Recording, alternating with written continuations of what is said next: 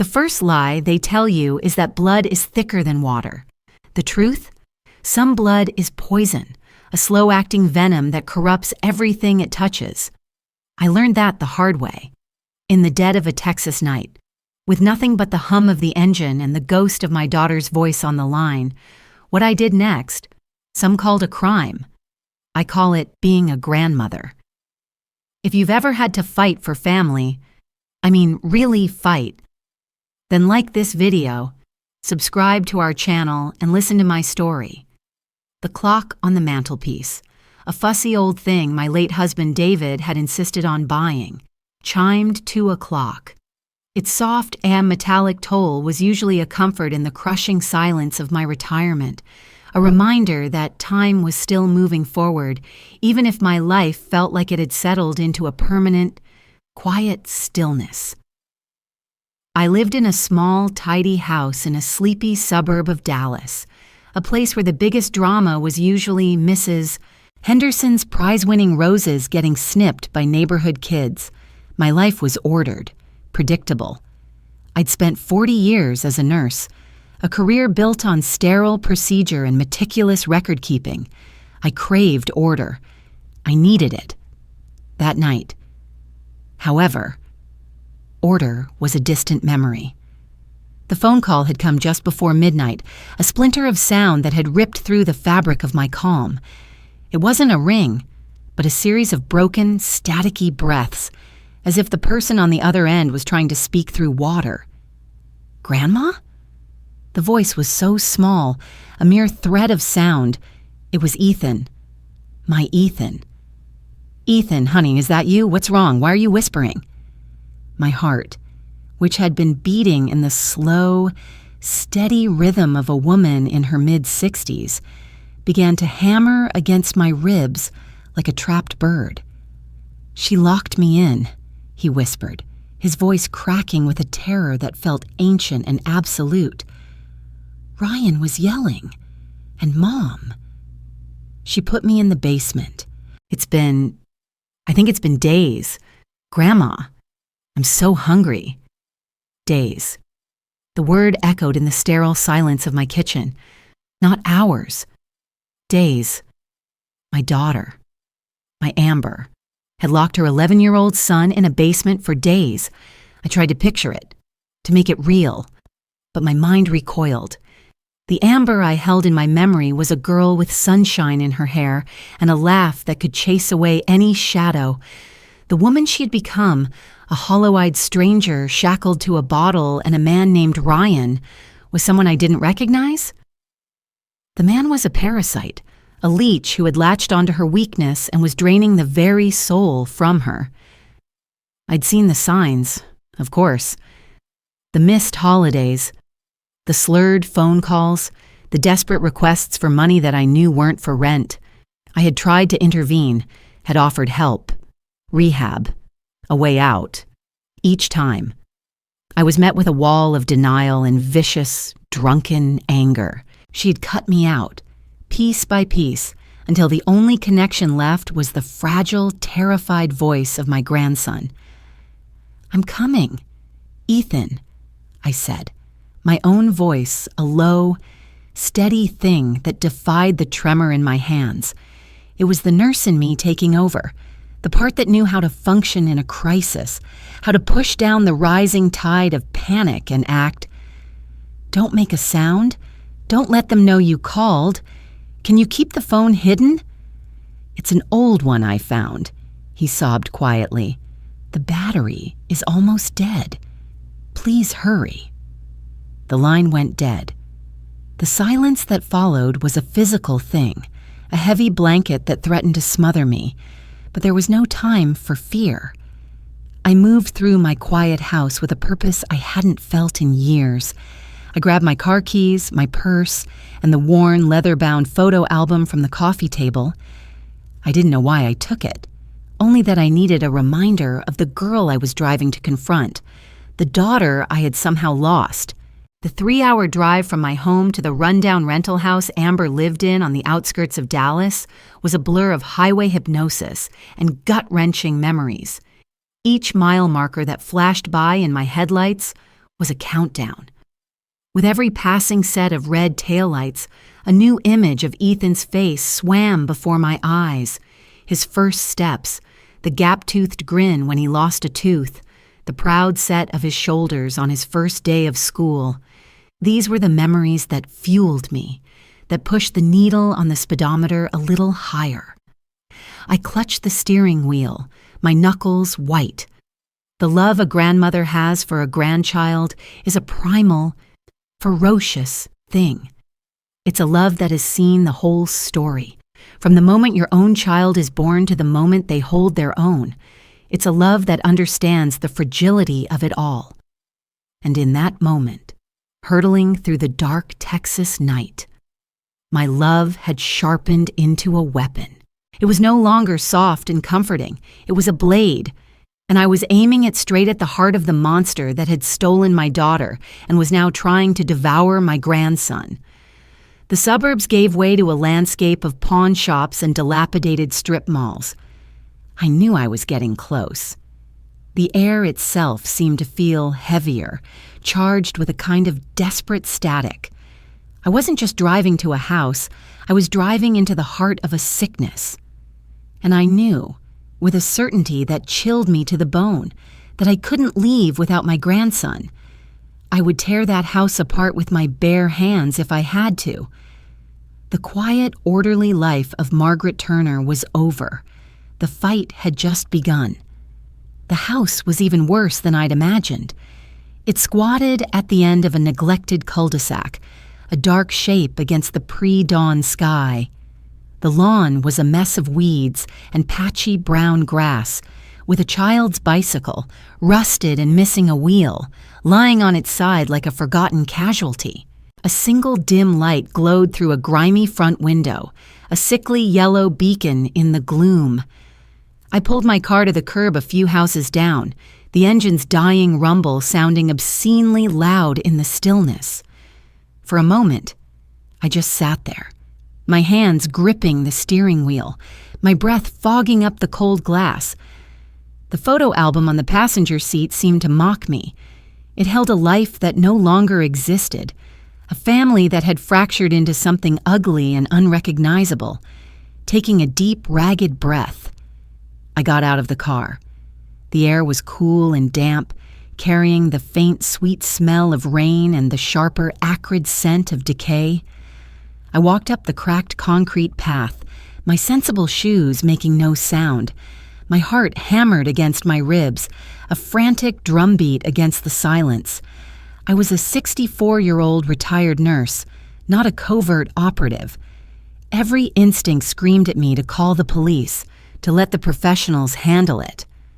But I knew what that would mean.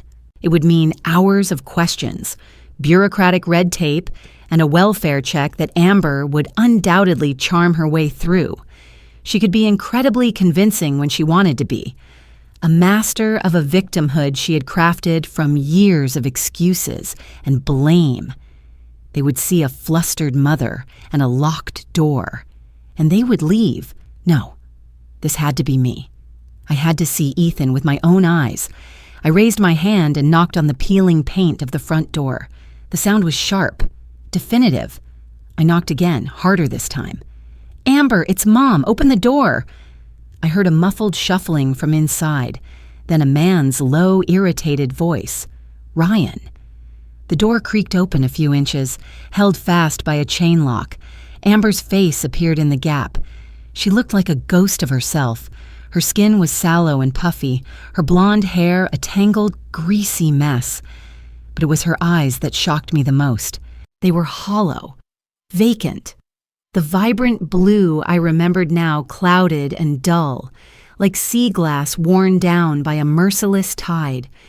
The smell of stale whiskey and cigarette smoke wafted through the opening, a noxious perfume. "Mom, what the hell are you doing here? It's the middle of the night." She slurred, her words thick and clumsy.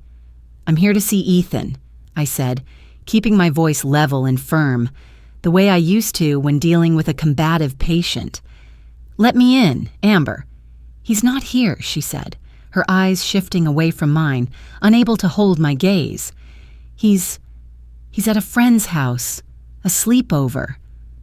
The lie was so blatant, so poorly constructed, it was almost pathetic. A sleepover on a school night, in the middle of the week? My gaze flickered past her, into the dim, cluttered hallway behind her. I could see Ryan hovering in the background, a tall, skeletal figure with watchful, predatory eyes. He was the shadow that had fallen over my daughter's life, and his presence made my skin crawl.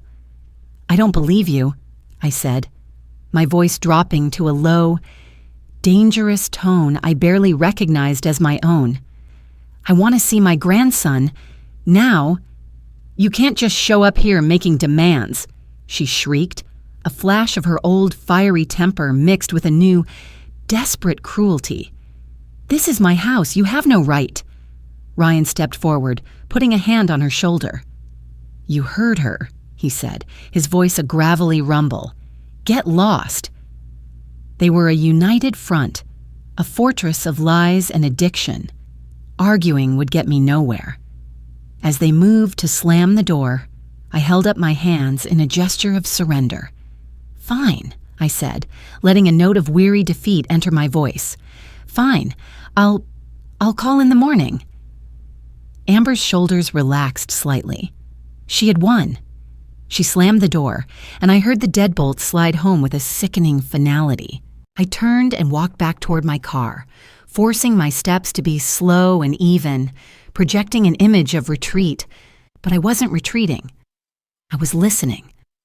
As I reached the end of the driveway, I paused, pretending to search for my keys in my purse, and then I heard it. It was faint, almost imperceptible, a sound that would have been missed by anyone who wasn't listening for it with every fiber of their being. It was a scrape, followed by a soft, muffled thump coming from the side of the house, from the direction of the small, grimy window that I knew led to the basement. It was the sound of my grandson. He was in there. My blood ran cold, but my resolve hardened into steel. They had lied. They had locked him away and left him in the dark. My daughter, the devil at the door, had made her choice. Now, I had to make mine. The weary grandmother was gone, replaced by something much older, much more formidable. As I got into my car and drove away, I watched the house in my rearview mirror, not as a mother filled with sorrow, but as a predator studying its prey. I wasn't leaving. I was just regrouping. The night was not over. I parked my car at the entrance of the subdivision, hidden from view by a thicket of untrimmed oleander bushes. The waiting was the hardest part. Every minute that ticked by was a minute Ethan was still in that cold, dark basement. I sat in the driver's seat, the leather-bound photo album open on my lap. I didn't turn on the interior light. The faint glow from a distant streetlight was enough. My fingers traced the plastic over a photograph of a 5-year-old Amber, beaming at the camera, a smear of chocolate ice cream on her cheek. Her eyes were so bright, so full of life and promise. Where did it all go wrong? Was it my fault? The questions that had haunted my quiet nights for years came rushing back, a chorus of self-doubt and recrimination. Had I been too strict? Too lenient? Had David's sudden death from a heart attack when she was 19 broken something in her that I never knew how to fix?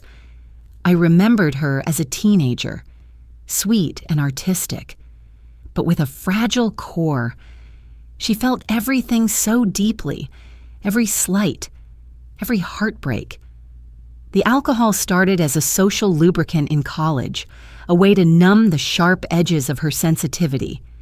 Then came the men, always the wrong kind. Men who saw her fragility not as something to protect, but as something to exploit. Ryan was just the latest and the worst in a long line of them. He hadn't just encouraged her drinking, he'd introduced new, darker poisons into her life, isolating her from anyone who might offer her a hand up.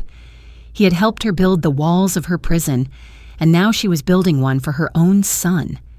Snapping the album shut, I pushed the guilt away. It was a luxury I couldn't afford. Speculation wouldn't get Ethan out of that basement. Action would. At 4 to... When the world is at its darkest and its quietest, I made my move. I left my phone and purse in the car, taking only a small, heavy-duty flashlight and a tire iron from my trunk. The weight of the cold steel in my hand felt both foreign and necessary. I moved silently along the edge of the street, sticking to the shadows, my heart a frantic, muffled drum. The house was completely dark now. I crept around to the side, to the small, ground-level window I had spotted earlier. It was as grimy as I remembered, caked with dirt and cobwebs, kneeling on the damp grass. I peered through a small, clear patch on the glass. I could see nothing but impenetrable blackness. I took a moment, listening. The house was silent. I hoped, prayed, that the whiskey and whatever else they were taking had pulled them into a deep, unshakable stupor. Taking the tire iron, I wedged the flattened end into the window frame.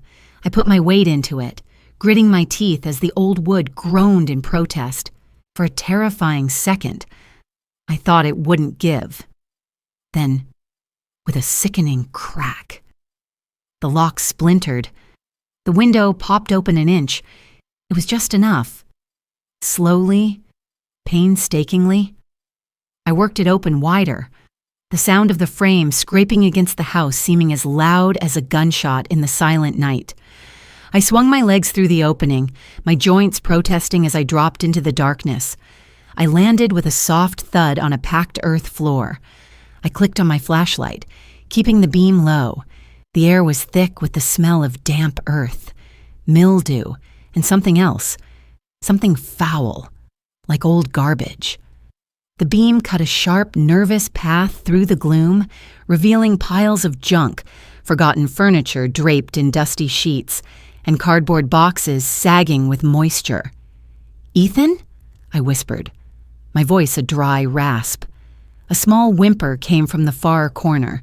I swung the beam of light in that direction, and my breath caught in my throat. He was huddled behind an old, broken-down furnace, trying to make himself as small as possible. He was using a thin, filthy blanket for warmth. His face was pale and smudged with dirt, his eyes wide and terrified in the sudden glare of the flashlight. But it was the dark, ugly bruise blooming on his cheek and the crude, dirty bandage wrapped around his arm that made a hot, white-hot rage surge through me, eclipsing all fear. "Oh, sweetheart," I breathed, rushing to his side. I knelt and gathered him into my arms. He was lighter than I remembered, fragile as a bird. He clung to me, his small body trembling uncontrollably. "Grandma," he sobbed into my shoulder. "I knew you'd come. She got mad because I spilled something." Ryan, he grabbed my arm. My nurse's training kicked in automatically. I gently unwrapped the dirty rag from his arm. Underneath, a nasty gash, red and inflamed, was starting to show the telltale signs of infection. They hadn't even cleaned it. They had hurt him and thrown him away into the dark. That was it. Any lingering shred of hope I had for my daughter, any thought of reconciliation or intervention, died in that foul-smelling basement. She was not a victim anymore. She was a monster. "We're getting out of here," I said, my voice shaking with fury. "Right now." I helped him to his feet. He was weak, unsteady. He leaned on me heavily as we made our way back to the window. Getting him out was harder than getting myself in. He was clumsy with hunger and fear. At one point, he stumbled, knocking over a stack of old paint cans with a deafening clatter. We froze, our hearts in our throats, listening. From upstairs, we heard a muffled groan, the sound of someone stirring in their sleep. We didn't wait to see if they would wake. With a surge of adrenaline, I practically shoved him through the window and scrambled out after him, scraping my hands and knees on the rough concrete. We didn't look back. We ran, a desperate, stumbling flight through the darkness, leaving the house of horrors behind us as the first pale light of dawn began to stain the eastern sky. The emergency room was an assault of bright lights and sharp, antiseptic smells. It was a world I knew intimately, yet seeing it from this side, as a frantic guardian instead of a calm professional, was dizzying. Ethan was wrapped in a hospital blanket, looking impossibly small on the gurney. A kind-faced doctor was examining his arm while a nurse took his vitals.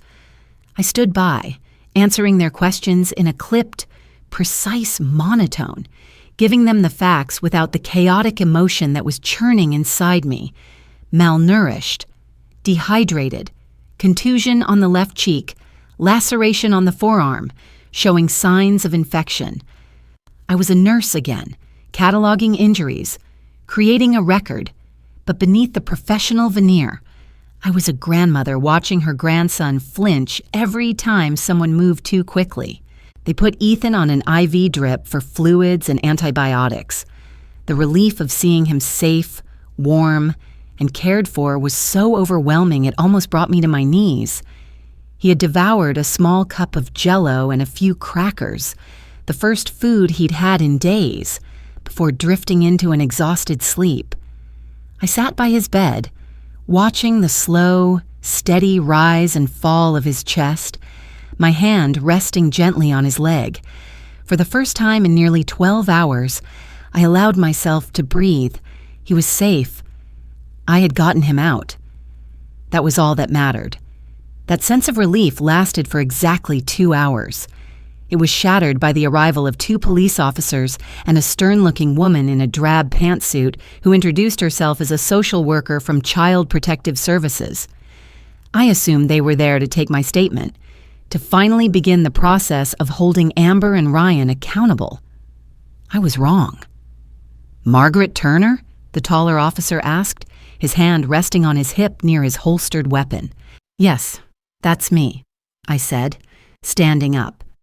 "I'm the one who brought him in. His mother and her boyfriend."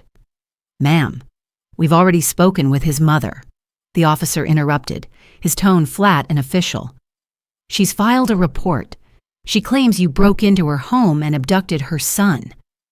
The words hit me like a physical blow. Abducted. Kidnapped.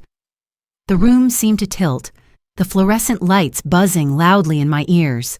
"What? That's insane! He called me. He was locked in the basement. He was injured, starving. Look at him." I gestured wildly at the sleeping boy in the bed.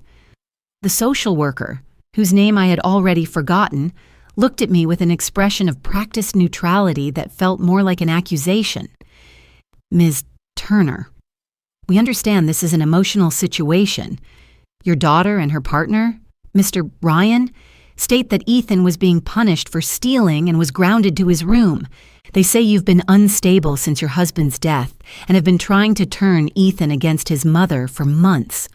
They claim you arrived at their house in a rage, broke a window, and took the boy without their consent." It was a nightmare. A perfectly constructed, diabolical lie that painted me as a hysterical, interfering old woman and them as the concerned, stable parents. They had twisted my rescue into a crime, my love into an obsession, my grief into a motive. Every word was a calculated strike designed to discredit me. Amber knew all my weak spots, all my old sorrows, and she was weaponizing them against me. "That's a lie," I whispered, my voice trembling with a rage so profound it left me breathless. "Every word of it is a lie. I have a voicemail from him. He was terrified." "We'll certainly need to hear that, ma'am," the officer said, but his tone was dismissive.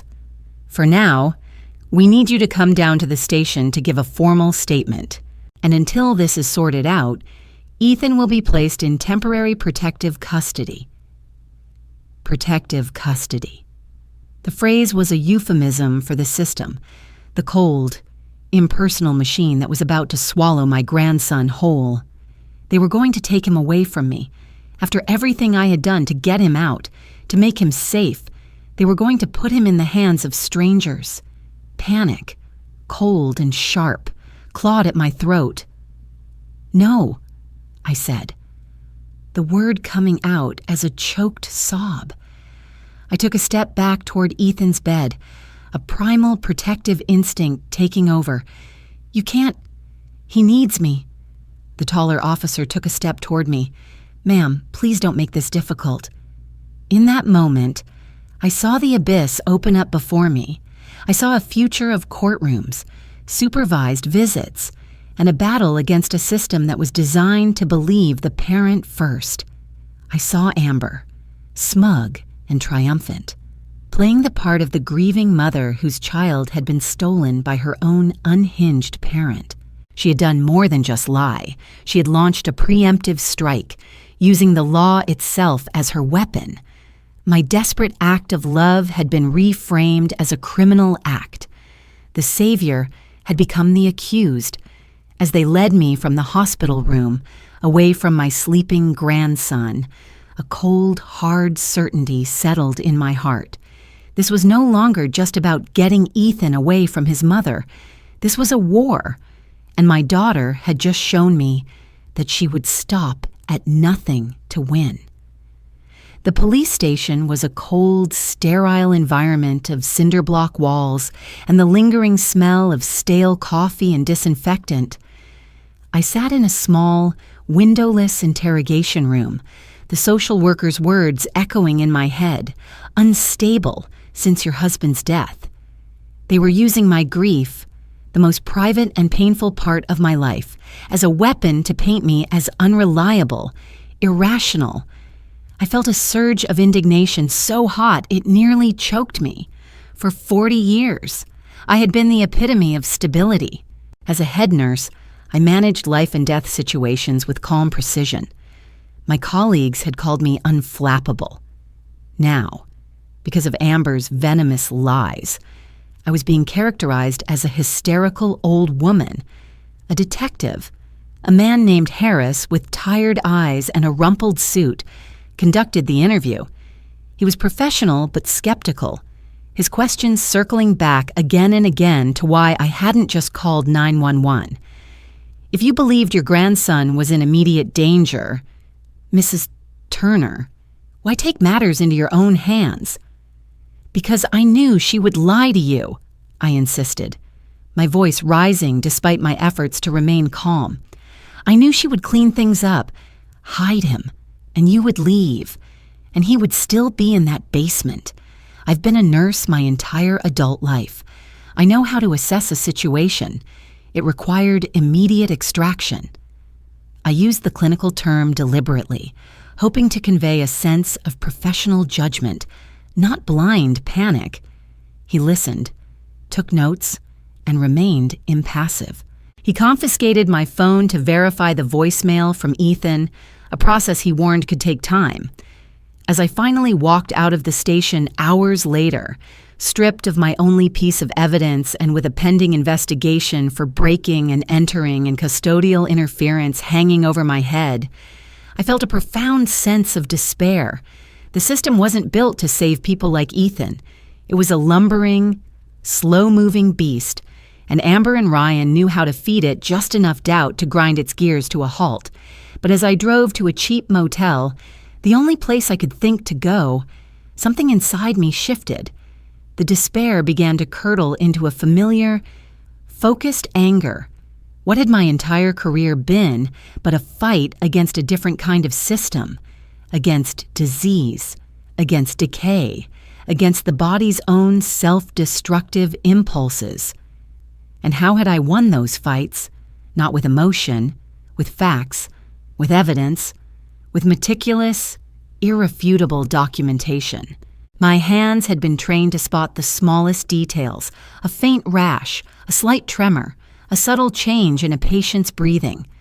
My mind had been trained to record those details on a chart, creating a narrative of fact that could not be disputed. Amber was the disease. The legal system was the indifferent body.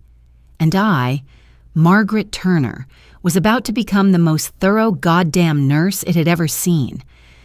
I bought a stack of legal pads and a box of pens. Back in the sterile quiet of my motel room, I began to chart. I created a timeline, starting not with Ethan's call, but years before. I documented every disturbing phone call from Amber, every missed birthday, every holiday she'd ruined with her drinking. I recalled and wrote down every desperate request for money, cross-referencing my old bank statements online to find the exact dates and amounts. I made a list of all the friends and family members who had witnessed her decline, people she had alienated and pushed away. Each memory, each painful incident, was no longer just a source of grief. It was a data point. I wrote down the details of my arrival at the house, the time, the state of the lawn, the smell of whiskey on Amber's breath even through the crack in the door. I described the exact words she and Ryan used. Then, I detailed the break-in and the rescue, but I wrote it like a medical report. Subject: Ethan M. Turner. Age 11. Location: sublevel, unlit, earthen floor. Initial observation: subject is underweight, exhibits pallor and lethargy. Visible trauma: contusion, left zygomatic arch, laceration, right forearm, approximately 4 cm, showing signs of erythema and purulent discharge. Crudely dressed with a non-sterile cloth. I was building a case, brick by painful brick. This wasn't about a mother's sorrow or a grandmother's love anymore. This was about evidence.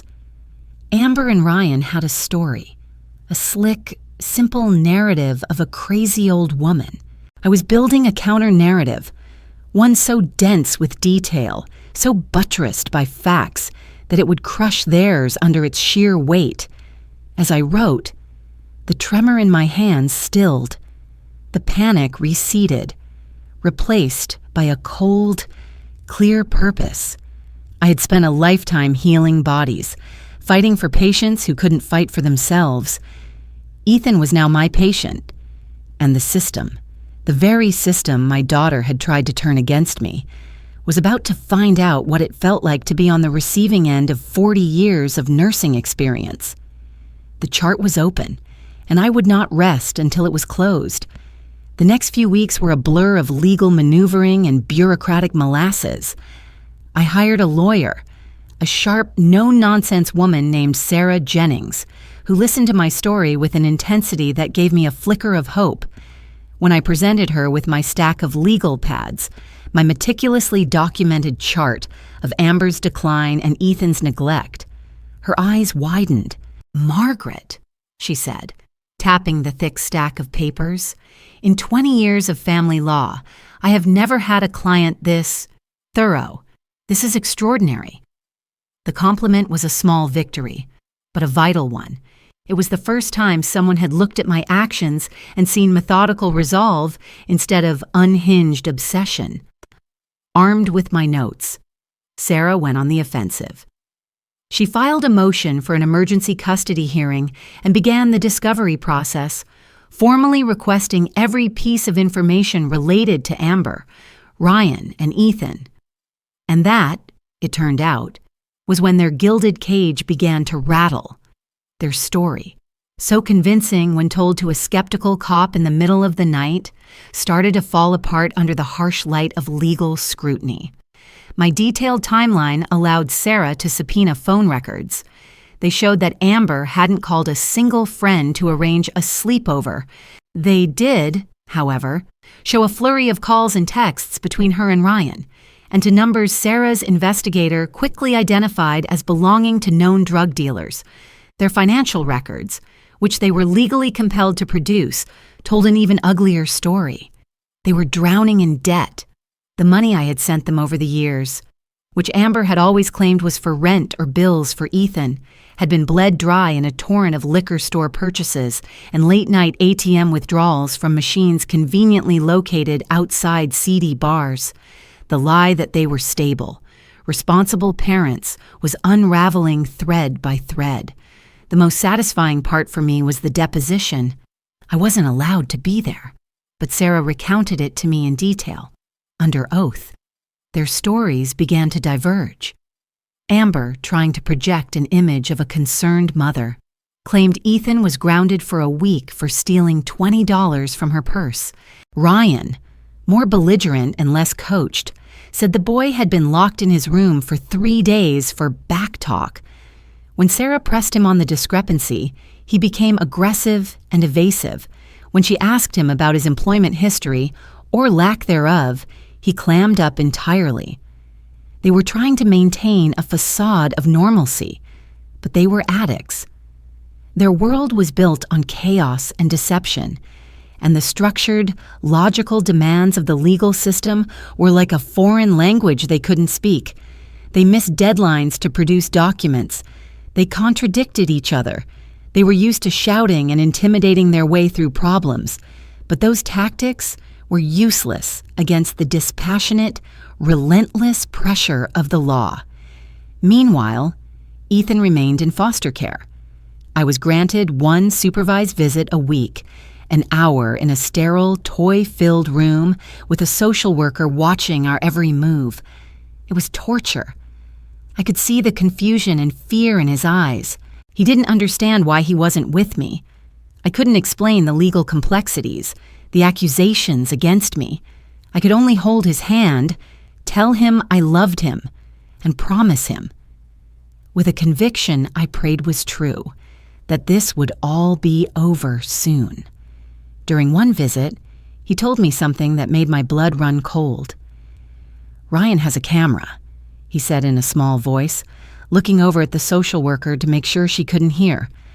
"A little one, on the shelf by the TV. He said it was to make sure nobody stole his stuff. A camera. A silent, electronic witness that might have seen everything." When I told Sarah, her eyes lit up. "They never mentioned a camera. They've been withholding evidence." It was the final piece. Sarah filed an emergency motion to seize all electronic devices from the house. Amber and Ryan fought it, of course, claiming it was an invasion of privacy. But their resistance only made them look more guilty. A judge, weary of their evasions and inconsistencies, signed the order. As police officers were dispatched to their house to collect the devices, I felt a grim sense of satisfaction. The bars of the cage they had built for Ethan were now closing in on them. Their lies were a tangled web, and my methodical, relentless pursuit of the truth was the pair of shears about to cut right through it. They had relied on chaos to protect them, but I had brought the cold, hard logic of my charts and records to the fight, and their world was beginning to collapse under the weight of it. The courtroom was paneled in dark wood that seemed to absorb all the sound and light, creating a heavy, solemn atmosphere. I sat beside Sarah at our table, my hands clasped tightly in my lap to still their trembling. Across the aisle, Amber and Ryan sat with their court-appointed lawyer. Amber wouldn't look at me. She stared straight ahead, her face a pale, puffy mask of self-righteous indignation. Ryan fidgeted, his leg bouncing with a nervous energy that betrayed his feigned confidence. Ethan, thankfully, was not present. A child psychologist had advised against it. This battle was to be fought by the adults over the truth of what had happened to him in the dark. Their lawyer went first, painting a picture of a loving, if struggling, mother and her supportive partner being harassed by an overbearing and unstable grandmother. He presented Amber's testimony, where she tearfully described my erratic behavior since my husband's death, my obsessive calls, and my violent break-in. It was a masterful performance of victimhood. Listening to her lies, delivered with such practiced sincerity under oath, made me feel a sorrow so profound it was like a physical weight on my chest. This was what she had become, a hollow thing, willing to sacrifice her own child's well-being and her mother's freedom to protect her addiction. Then it was Sarah's turn. She was calm, methodical, a surgeon dissecting their story piece by piece. She presented the bank statements, the phone records, the timeline of neglect I had so carefully constructed. With each piece of evidence, another crack appeared in their facade. She called a former neighbor of Amber's to the stand, who testified about hearing violent arguments and seeing Ryan drunk in the middle of the day. The case we were building was circumstantial but powerful, a tapestry woven from dozens of small, ugly threads. But the real battle would come down to one thing: my credibility versus theirs. It was the word of a distraught grandmother against the word of a mother, and in the eyes of the court, a mother's rights are paramount.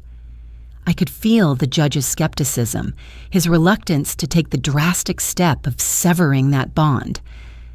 "The defense," Sarah said, her voice clear and steady, "paints a picture of a family crisis manufactured by my client. They would have you believe that Ethan was safe and that Ms. Turner is the one who created the danger. But we have a witness who can speak to the truth of that night, a witness who cannot lie, who cannot be intimidated, and who was there in the room when Ethan Turner finally found the courage to call for help." A technician wheeled a television and a speaker system in front of the judge's bench. Amber's lawyer shot to his feet. "Objection, Your Honor.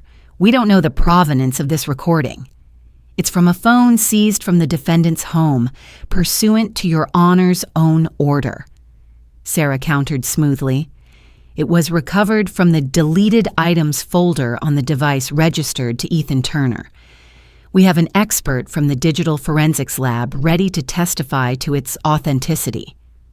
The judge waved the objection away. "Play it." Sarah nodded to the technician. A soft hiss filled the silent courtroom, and then a small, terrified voice that I would know anywhere. "Grandma." The sound of Ethan's whisper, thin and reedy, sliced through the heavy air. I shut my eyes, my heart clenching. "Ethan, honey, is that you? What's wrong? Why are you whispering?" My own voice, tight with dawning horror, echoed back. "She locked me in. She put me in the basement. I think it's been days. Grandma, I'm so hungry." A collective gasp went through the small public gallery. The judge leaned forward, his face a grim, unreadable mask. Amber had gone rigid in her chair, her face ashen. The call continued, every word a testament to his terror and my desperate promises. It ended with his final, heartbreaking plea. "The battery is almost dead. Please hurry." The line went dead, and the ensuing silence in the courtroom was absolute. It was more damning than any shouting match, more powerful than any legal argument. It was the unvarnished truth, captured in the desperate whispers of a child. In that sterile room, the small voice that had broken the silence of my quiet life now broke the back of my daughter's lies. The judge looked from the silent speakers to Amber and Ryan. He didn't look at them with skepticism anymore. He looked at them with utter contempt. The legal arguments were over. The facts had been presented, but it was the voice of a little boy, reaching out from the darkness, that had finally, irrevocably, brought the truth into the light. The judge's ruling was swift and brutal. He terminated Amber's parental rights on the spot, citing extreme neglect and endangerment. He issued a permanent restraining order, barring both her and Ryan from coming within 500 yards of Ethan or me. He then turned his gaze on me, and for a moment, my heart stopped. He reprimanded me for breaking the law, for taking matters into my own hands. But then his expression softened almost imperceptibly. "While this court cannot condone vigilantism," he said, his voice low and grave, "it also cannot ignore the extraordinary circumstances. Temporary custody of Ethan Turner is granted to his maternal grandmother, Margaret Turner, pending a final hearing." I wept, silent, racking sobs that shook my entire body. It was over. The fight was won.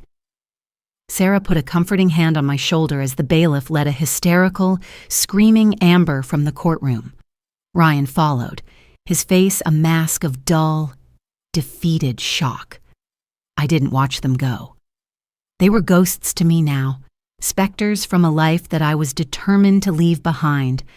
The process of getting Ethan from foster care was agonizingly slow, a final frustrating turn of the bureaucratic screw. But 2 days later, I walked into that sterile, toy-filled room, and this time, the social worker smiled at me. "He's all yours," she said. Ethan looked at me, his eyes wide with a question he barely dared to hope for. "Are we going home?" "A new home, sweetheart," I said, kneeling and pulling him into a hug that I never wanted to end. "We're starting over." Leaving Dallas was an exodus, a deliberate flight from a city that held nothing but ghosts and painful memories.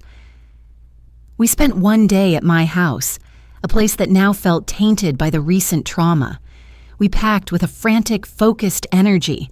I was ruthless. I packed my clothes, my nursing diplomas, David's old books, and the few mementos of Ethan's childhood that I had managed to keep. Everything else, furniture, dishes, a lifetime of accumulated possessions, I left for a charity to pick up. I was shedding a skin, leaving the old Margaret Turner behind. As I was taping up the last box, I came across the leather-bound photo album. I opened it one last time, my fingers tracing the smiling face of the little girl who had grown up to betray her own son. With a deep, shuddering breath, I closed the cover and left it on the empty coffee table. I could not take that ghost with me. The loving memory of the daughter I'd had was a callback to a pain I couldn't afford to carry. The woman she had become didn't deserve my remembrance. The drive to Oklahoma felt like a mirror image of my desperate flight to Dallas just weeks before. Then, I had been driving into darkness, fueled by fear and rage. Now, we were driving into the sunrise, the vast open sky of Oklahoma stretching out before us like a promise. Ethan sat in the passenger seat, no longer a terrified whisper on the phone, but a solid, real presence beside me. He was quiet for most of the ride, watching the flat Texas landscape bleed into the rolling green hills of our new state. We had bought a small house online, a simple 2-bedroom place in a tiny town where everyone knew their neighbors, and the biggest event of the year was the county fair. It was the opposite of Dallas in every conceivable way.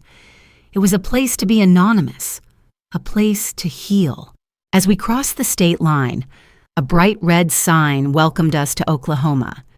Ethan turned to me, a small, hesitant smile on his face. "Are we really going to live here forever, Grandma?" "We're going to live here for as long as you want," I said, reaching over and squeezing his hand. "This is our place now. No one can hurt you here." He squeezed back, his grip surprisingly strong. We drove on, the ghosts of Dallas shrinking in the rearview mirror, the open road ahead of us a blank page, waiting for us to write a new, quieter, and hopefully more peaceful story.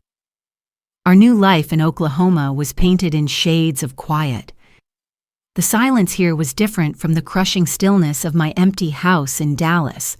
It was a living silence, filled with the rustle of wind in the tall oak trees, the chirping of crickets at dusk, and the distant lowing of cattle. Our little house sat on the edge of town, with a wide front porch and a backyard that opened onto an endless field of waving grass. It was a place designed for peace, and for a while, it worked. We fell into a simple, healing routine. I planted a garden, sinking my hands into the rich, dark earth, feeling a sense of connection to something real and growing. I coaxed tomatoes, zucchini, and peppers from the soil, teaching Ethan how to water them and pull the weeds. He enrolled in the local school, a small brick building where there were only 15 kids in his entire grade. He was shy at first, a boy with old, watchful eyes, but slowly, He began to make friends. I saw flashes of the carefree child he should have been, in the way he laughed at a cartoon or the fierce concentration on his face as he built a complex Lego creation. We were building a new life, one day at a time. But trauma isn't a place you can leave behind on a map. It's a phantom limb, an ache that returns in the dead of night. The basement had come with us. It lived in the shadows of Ethan's mind. The nightmares started about a month after we arrived. I would be jolted awake by a cry from his room, a sound of pure terror that sent me running. I would find him tangled in his sheets, his face slick with sweat, his eyes wide and unseeing. "The door is locked," he would sob, his body trembling. "It's so dark, Grandma. I can't get out." I would hold him, rocking him gently, murmuring the same soothing words over and over. "You're safe now. You're here with me. We're in Oklahoma. There is no basement here." I made a point of showing him. Our house had no basement, only a small storm cellar out back, its heavy wooden doors flush with the ground. One afternoon, I took his hand and led him to it. "See?" I said, pulling one of the doors open. Sunlight flooded the small earthen space. "This is our cellar. It's for storms, and the doors don't lock from the outside. Ever." But his fear remained. The very idea of a door, any closed door, could trigger a flicker of panic in his eyes. The memory of the click of that lock in Amber's house was a scar on his soul, a scar the Oklahoma sun couldn't seem to fade. I knew he needed more help than I could give him. I found a therapist in a nearby town, a kind woman who specialized in childhood trauma. Twice a week, I would make the 40-minute drive and sit in the waiting room, reading old magazines while Ethan talked to her. Progress was slow, measured not in breakthroughs, but in small victories. A night without a nightmare. A day where he didn't flinch when I closed the refrigerator door too loudly. One evening, we were sitting on the front porch swing, watching the sky blaze with the colors of sunset. He had been quiet for a long time, just leaning against me, watching the fireflies begin to blink in the growing dusk. "Grandma," he said, his voice soft. "Do you ever miss her?" The question caught me off guard. He rarely, if ever, spoke of his mother. I thought about the photo album I had left behind, the deliberate act of cutting that cord. "I miss the person she was supposed to be," I answered honestly, my voice thick with an old, familiar sadness.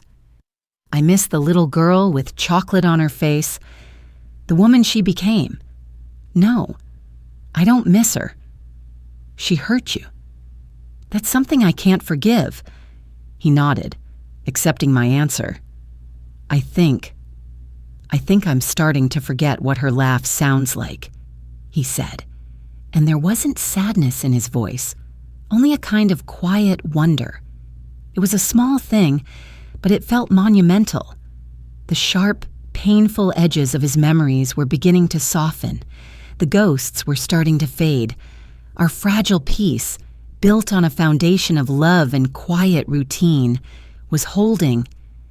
It was a hard-won peace, one that we had to fight for every day and every night. But sitting there on the porch with my grandson safe beside me, I knew it was a fight we were finally beginning to win. A year passed. The seasons turned, painting the Oklahoma landscape in broad strokes of green, then gold, then stark white. Our lives found a rhythm that was as steady and predictable as the turning earth. Ethan finished the 5th grade at the top of his class. He joined the local Little League team, and the crack of his bat hitting a baseball became one of my favorite sounds in the world. The nightmares still came, but they were less frequent now, their sharp edges dulled into vague, shadowy things he could barely remember by morning. The watchful, haunted look in his eyes had been replaced by the bright, curious gaze of a boy who was finally allowed to be a boy. I settled into the life of a small-town grandmother. I joined a book club, volunteered at the local library, and became known for my prize-winning tomato jam at the county fair. The frantic, desperate woman who had wielded a tire iron in the dark of a Dallas suburb felt like a character from someone else's story. The chart I had so meticulously created, the pages filled with pain and evidence, were packed away in a box in the back of my closet, a relic of a war I had fought and won. The news came on a quiet Tuesday afternoon in the fall. The phone rang, and it was a number I didn't recognize. It was my cousin from Dallas, a woman I hadn't spoken to in years. Her voice was hesitant, full of that awkward sympathy people use when they are about to deliver bad news. "Margaret, I'm so sorry to be the one to tell you this," she began, and my blood ran cold. "It's about Amber."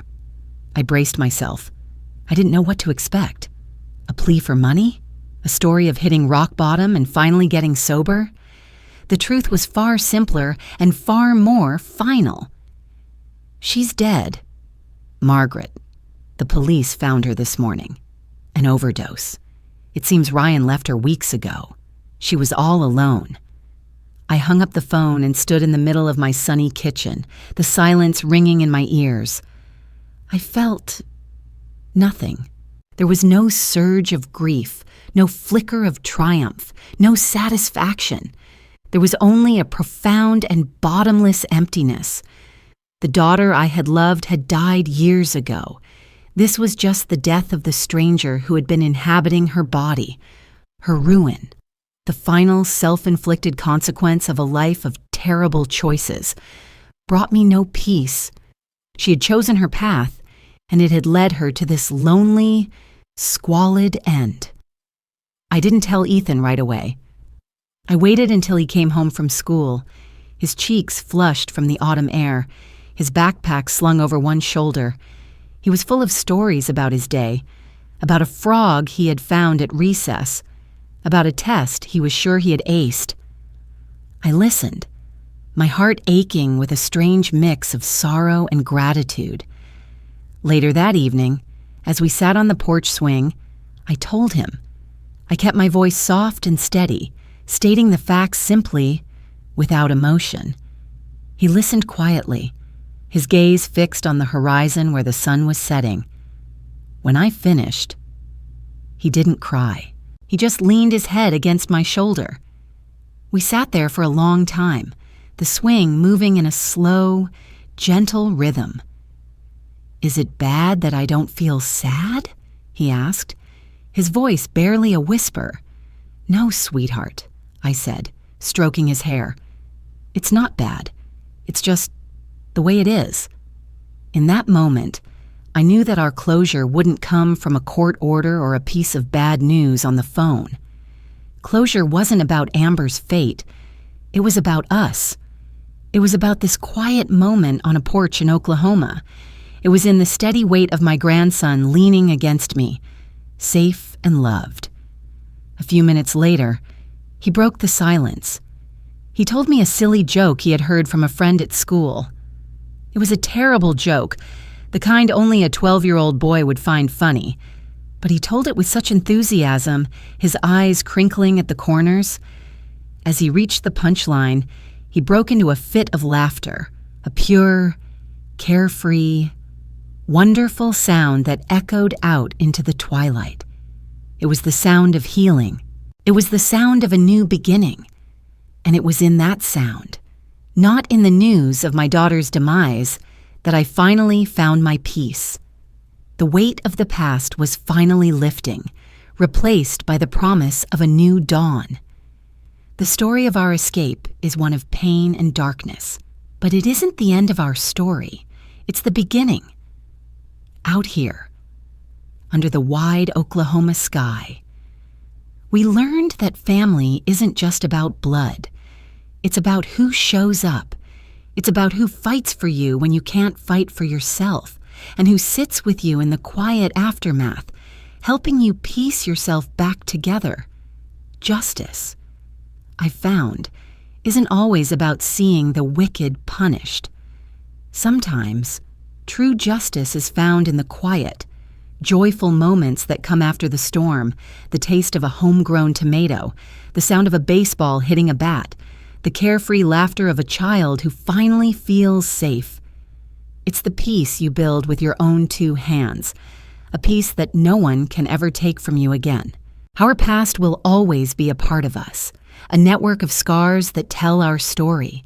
But scars fade, and new, happier memories can grow over them, like wildflowers reclaiming a battlefield. What does the idea of justice mean to you in a story like this? Have you ever had to find the strength to start over, to build a new life from the ashes of an old one? Let us know your thoughts in the comments below. Your stories give us strength, and your support helps us continue to share them. Please, like this video and subscribe to the channel. Every click helps us reach someone else who might need to hear that they are not alone.